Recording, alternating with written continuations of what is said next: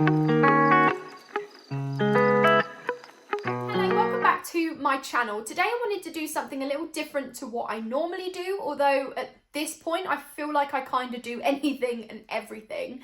But me and James recently adopted a dog from a rehoming centre, so she was a rescue. She was found as a stray. She is an adult, so she will be 2 on the 16th of August. I think you would say that's an adult dog, right? Her name is Poppy. She is a lurcher, specifically a Whippet Cross Saluki. And today I wanted to share how much we spend a month on our new doggo, Poppy. This hopefully will be helpful for any of you watching who are thinking about getting a dog. The costs might be different. There may be things that we are doing that you don't want to do, and there may be things that we're doing that you do want to do, but the cost is different. So let's get straight into it before I start waffling and going off on a tangent like I always do. There are 6 things that we spend on her every month. So the 6 things that I will be talking about are what we spend every month. They're like regular subscriptions kind of thing.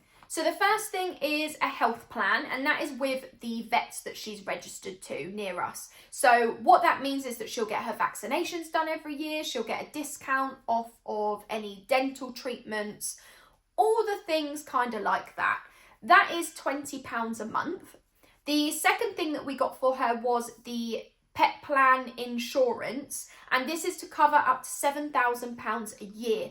The options were either 4,000, 7,000 or 12,000. 12,000 seemed ridiculous, but 4,000 didn't seem like enough considering the vets told us if she ever broke her leg, it would be £4,000. So we would then have to hope that she doesn't injure herself more than once in that same year. So we went for the £7,000 cover, and that is £34 a month. Me and James agreed to do this, and then he changed his mind because his mum was like, I don't want you spending money on something every month that you might never use. If she ends up hurting herself, I will cover the cost. But I didn't feel like I would be happy for somebody spending potentially £4,000 on our dog. It isn't fair. It's not right.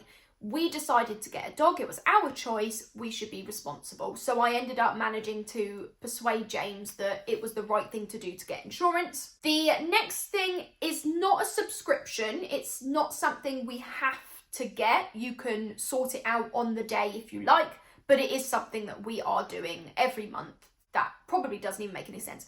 But basically there is a paddock, and by paddock I mean a huge field with 6-foot fencing all the way around, so it's secure.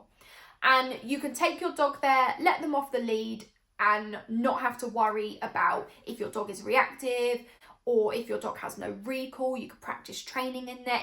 They basically can't get out. You book the time slot that you want, so it's £5 for half an hour or £9 for an hour. We go for the half-hour slot. We only take her twice a week, so when I'm working from home twice a week, which is a Tuesday and a Thursday usually, I'll take her at about 12, 12:30, and that's her half an hour of just run, go crazy. And she is that kind of breed where they run ridiculously fast. I wish I could run that fast. I wish I was as fit and healthy as that, but I can't even do like one length without being tired. So I'm like, all systems go.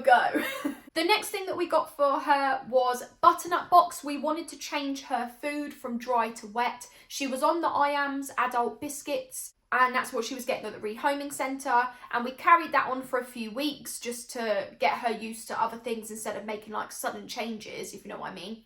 But we always knew we were going to change her to wet food. I'm subscribed to Fabhan, and I know she feeds her dog Butternut Box. I did a ton of research to just get educated on the company, I guess. And then James's mum and dad changed their dog to Butternut Box because she was getting fussy. Now she's not fussy. She loves the food. Her coat looks better.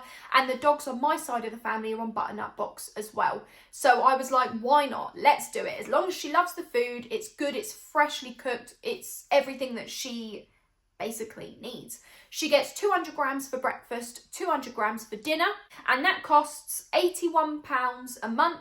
The next and final 2 things that we got for her was a dog walker and a dog trainer, but it's the same person, it's our neighbour. So I had put a post on our local Facebook group looking for a dog walker and a dog trainer to do training sessions, But within 2 minutes, our neighbour messaged and said she would do it. She's not a qualified walker or a qualified trainer, but she has trained her dogs previously and we trusted her to have a key to our home.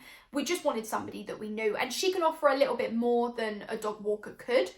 So when I'm in the office 3 days a week, she's actually working from home 3 days a week. We don't work together, but we just happen to do opposites, and that was perfect. It just was very, very handy. So she's got a key to our home, and when I'm in the office, I leave here at about 7:40 so that I can get to work for like 8 o'clock because I only work 20 minutes away from home. So the dog's on her own for about 2.5 hours, and then our neighbour comes down and takes her into the garden to the toilet.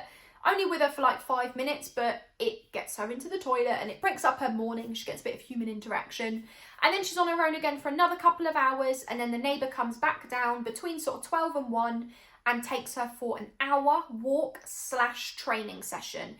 So training her to not pull on the lead, to walk beside her, to sit before crossing the road. She's currently trying to train her to not be distracted when there's other dogs, birds, cats, people, even just people. She loves everybody, she loves every dog, but it's just difficult because as soon as she sees another dog or a bird or a cat, the training is just out of the window at that point. So we are trying to work on that. She does very well with the trainer, not as well with us, but I think it's because we are not as consistent as the trainer, and we are trying to work on that and being a bit more consistent with her training. So for the walking, it's £120 a month, basically £10 per day. And then for the training, it's £170 a month. But in total, we spend £465 a month on her. The way that we split it is that James covers the health plan with the vets, the pet plan insurance, and the training side of things. So he pays £224 a month. And then I pay for the pet paddock, the butternut box, and the walking. And that is £241 a month. Obviously that cost will go down, so as she gets better with her training, she won't need as many training sessions anymore, and eventually I'd like to think we could get down to just the £120 a month for walking and not have to do the training sessions anymore, which would then obviously save us £170 a month. But right now she does need that training. So I hope that was useful to you, and I will leave timestamps in the description box below if you want to just skip things. Thank you for watching this video, and I will see you in the next one. Bye!